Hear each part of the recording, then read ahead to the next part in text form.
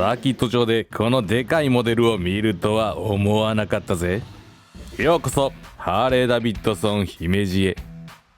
まずはこのマシンを作ることになったわけから話そう。2025年ハーレー・ダビッドソンファクトリーレーシングチームのカイル・ワイマンがキング・オブ・ザ・バガーズ年間チャンピオンのタイトルをつかみ取った。あれにはもう興奮した。カイルがナンバーワンのプレートを掲げた瞬間、鳥肌が立った。キング・オブ・ザ・バガーズ、それはツアラーモデルをレース仕様に叩き上げ、サーキットで本気の勝負を繰り広げるロマンの塊みたいなレースシリーズだ。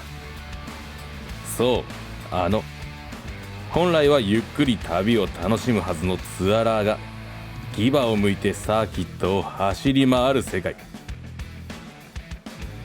俺たちもそんな世界を少し覗いてみたくなった。それが理由。そう、好奇心ってやつさ。そしてハーレー・ダビッドソン姫路が今回このロードグライドに込めたカスタムテーマはズバリ、一般的に走れるかつレーシーな見た目を持つマシン。公道を走れないいわゆる小専用みたいなマシンを作っても一般のお客さんはすげえで終わっちまう。それじゃいけねえ。俺たちが狙うのは俺でもいけるかも、そう思ってもらえる現実的なライン。手が届くけど胸が高鳴る、そんなリアルに走れるレーシーさを形にしたのがこの1台なんだ。さて、どんなカスタムが施されていたのか覗いてみようじゃないか。俺がカメラを回した時、ちょうど作業はフロント周りに着手したところだった。高評価、チャンネル登録よろしくお願いします。そして画面下の流れ星マーク、ハイプボタンを押して応援頼んだぜ。まず手始めに行ったのがフロントフォークのインナーチューブ交換。今回インストールするのは2025年に登場したニューカマー DLC コーティング仕様のインナーチューブ。このブラックアルマイトみたいな深いブラック、あれが DLC コートのカラーだ。 DLC がどれほどヤバいコーティングなのかは別の動画で解説している。気になるライダーは概要欄のリンクから見てくれ。まあ超ざっくり言うとめちゃくちゃ滑らかに動くってことだ。そして画面に映っている通り、ミルウォーキー8エンジンのソフテール用のインナーチューブを使用している。ツーリングモデルなのにソフテールって思っただろ。これにはこのマシンをプロデュースしたミスター熊田の綿密な計算がある。後で登場するが、フロントホイールをノーマルの19インチから17インチへとサイズダウンする。そうすると当然フロント側がガクッと下がりすぎてしまう。そこでこのフォークが効いてくる。ソフテールのフォークチューブはツーリングモデルよりだいたい1インチ長い。下がりすぎた分をこの長さのあるフォークで補正し、全体のバランスをビシッと整えてるってわけだ。1インチか。1インチか。アウターチューブはゴールドにペイント。おお、これか。これが巷で噂そうやったんや。ちょっとした派手さを忘れない。これぞアメリカ流のスパイスだ。そしてこのシーン注目してほしい。長さが変わっているのはもちろんだが、フォークカバーを取り外すことで一気にパフォーマンスバガーの雰囲気がぐっと高まる。 DLC コートのブラックチューブが姿を現し、下側のゴールドとのコントラストがまた最高なんだ。ブラックとゴールド、この組み合わせがレーシーで荒々しくて走れるバーガーの存在感を一段と引き上げてくれる。タイヤを17インチに小さくしたのにもしっかり理由がある。まず1つ目、豊富なタイヤのラインナップ。17インチは各メーカーがレース用タイヤをガンガン作っている定番サイズだ。だからドライ、ウェット、ハード、ソフト、コンディションやコースに合わせて最適なタイヤを選べる。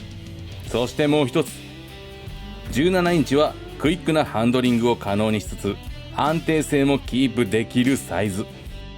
レーシングシーンで求められるシャープに曲がる、そしてブレない安定感、その両方のバランスが取れているのがこの17インチなんだ。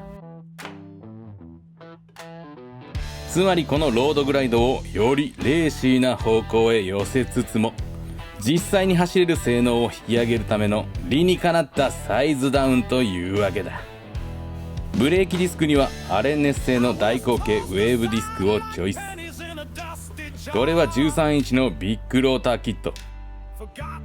見た目のインパクト、つまりドレスアップ効果ももちろんのこと、ビッグローター化によってブレーキングパフォーマンスは飛躍的にアップする。色彩感覚が鋭い人なら気がついたはず。ロアフォークと17インチホイール、どちらもゴールドに塗装されている。だがこの2つは同じゴールドじゃない。ホイールは明るめのゴールド、対してロアフォークは少し濃いめのゴールド。実はこれ完全に狙った差し色のテクニックなんだ。ミスター熊田曰く、同じ色で揃えちまうとフロントがぼやけてしまうと思った。だからあえて2種類のゴールドでメリハリをつけた。そう語っていた。同じゴールドでも色味の組み合わせで一気に立体感が増し、フロントビューがぐっと引き締まるんだ。ハンドルとライザーは CVO ロードグライド ST と同じ仕様にセット。ライザーにはハーレー純正のツーリング6インチライザー、そしてハンドルには元ハンドルバー。この組み合わせがポイントだ。高さを無駄に上げずギュッと押さえたポジションでノーマルよりも好戦的なライディングフォームを実現。バガーなのに前のめり、スアラーなのに戦闘態勢。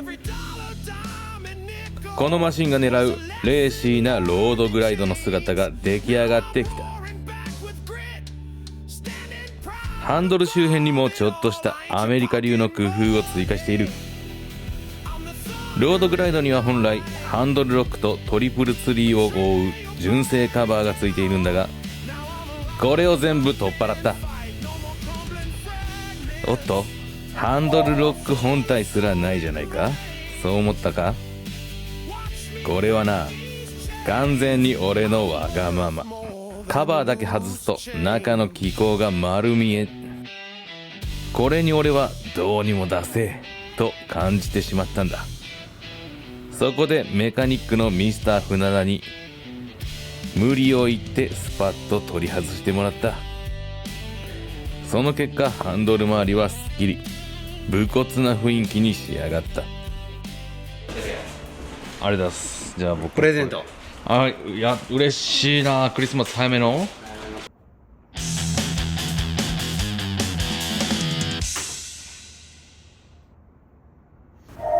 紹介していなかったが、リアサスペンションにはスクリーミンとオーリンズのハイパフォーマンスリアサスペンションをぶち込んである。紹介が遅れた理由、それはな、俺が取り付けの瞬間をがっつり見逃してたからだ。まあそんなことは日常茶飯事だ。だがそれでもこのサスの存在感はごまかせない。リアの踏ん張り、安定感、レーシーな挙動、このマシンの走りの魂を下からがっちり支える超重要パーツだ。そして何よりこのゴールドの色味、このマシンの象徴カラーともいえる色だ。足回りの性能だけじゃなく色気まで持っていやがる。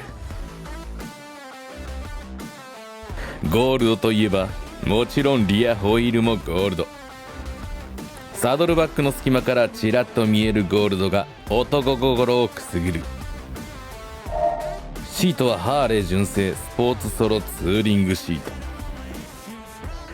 このシート、ライダーをがっちりとそして快適にホールドするために作られた、まさにライディングポジションの司令塔みたいな存在。さて、ここまで積み重ねてきたカスタムの答えを確かめる時が来た。見た目じゃなく、数字でもなく、走りで語る瞬間だ。